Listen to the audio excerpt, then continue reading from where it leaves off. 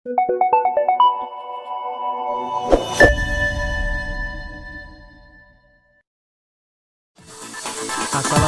warahmatullahi wabarakatuh dan salam sejahtera buat sahabat pintar semuanya.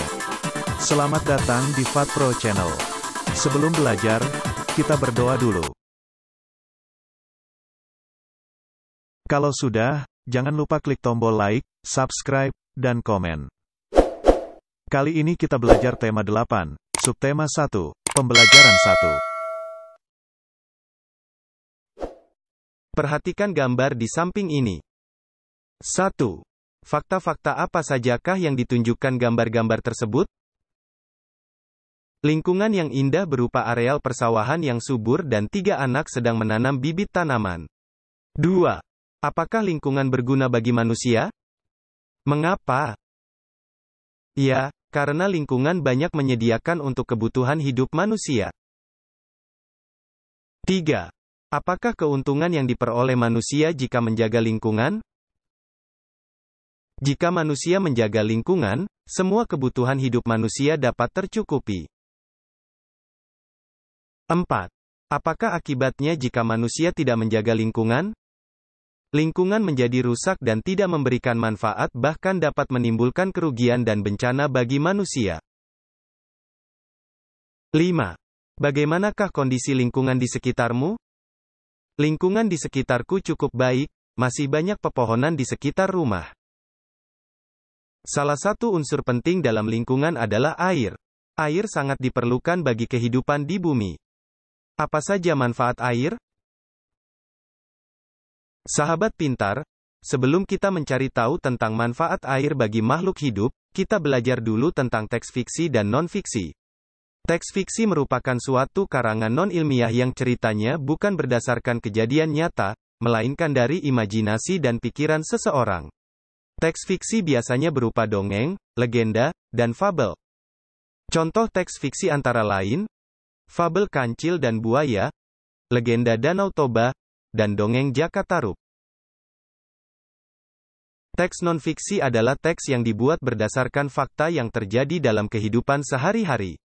Teks non-fiksi biasanya berisi informasi tentang suatu peristiwa. Contohnya berita, artikel, buku harian, sejarah, buku ilmiah dan sebagainya. Cara mengidentifikasi teks non-fiksi, dengan membaca keseluruhan, lalu mencatat gagasan pokoknya. Nah, sekarang kita belajar tentang teks non-fiksi dulu, seperti di bukumu, di halaman 2. Demi air bersih, warga Waborobo rela berjalan sejauh 15 km. Warga Kelurahan Waborobo, Kecamatan Betoambari, Kota Bau-Bau, Sulawesi Tenggara sulit mencari air bersih. Mereka harus menempuh perjalanan hingga sejauh 15 km dari tempat tinggalnya untuk mendapatkan air bersih. Mereka terpaksa mengambil air bersih di Kelurahan Kaisabu Baru, Kecamatan Sorawolio. Mereka biasanya menumpang mobil dan membawa beberapa jeriken ukuran 15 liter. Jeriken itu digunakan untuk menampung air yang mengalir dari aliran sebuah anak sungai di Kelurahan Kaisabu Baru. Letak Kelurahan Waborobo berada di dataran tinggi. Di daerah itu air tanah sulit didapat. Kalaupun ada, air hanya sedikit. Daerah itu juga belum mendapatkan akses aliran air bersih, karena pipa-pipa PDAM belum mencapai ke daerah sana.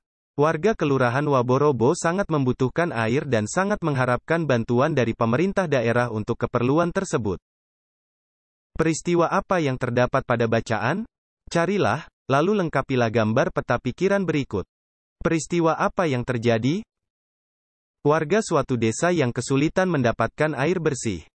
Di mana peristiwa itu terjadi?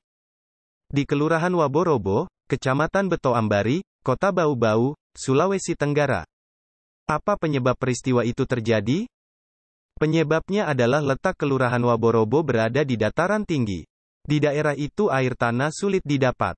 Kalaupun ada, air hanya sedikit. Air sangat penting bagi kelangsungan hidup manusia dan berbagai kegiatan di bumi. Apa fungsi penting air bagi manusia dan kehidupan di bumi? Ayo, diskusikan. Jawablah pertanyaan-pertanyaan berikut ini dengan berdiskusi bersama kelompokmu, 4-5 orang. 1. Apa fungsi air bagi manusia? 2. Apa fungsi air bagi hewan? 3. Apa fungsi air bagi tumbuhan? Tuliskan hasil diskusi kalian dalam bentuk peta pikiran seperti berikut. Fungsi air bagi tumbuhan: mengangkut unsur hara di dalam tanah, membantu metabolisme, dan membantu proses fotosintesis. Fungsi air bagi hewan: melancarkan pencernaan, mengangkut nutrisi, dan menjadi cadangan makanan. Sedangkan fungsi air bagi manusia antara lain, untuk kegiatan sehari-hari, misalnya mencuci, minum, membersihkan tubuh, membersihkan rumah dan sebagainya.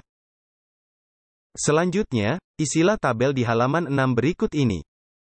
Kegiatan yang membutuhkan air dalam keluargaku, antara lain, minum, mandi dan wudhu, mencuci sayur dan buah, memasak makanan, membuat es batu, mencuci baju dan piring, mencuci kendaraan, menyiram tanaman, mengepel lantai, dan mengelap kaca jendela.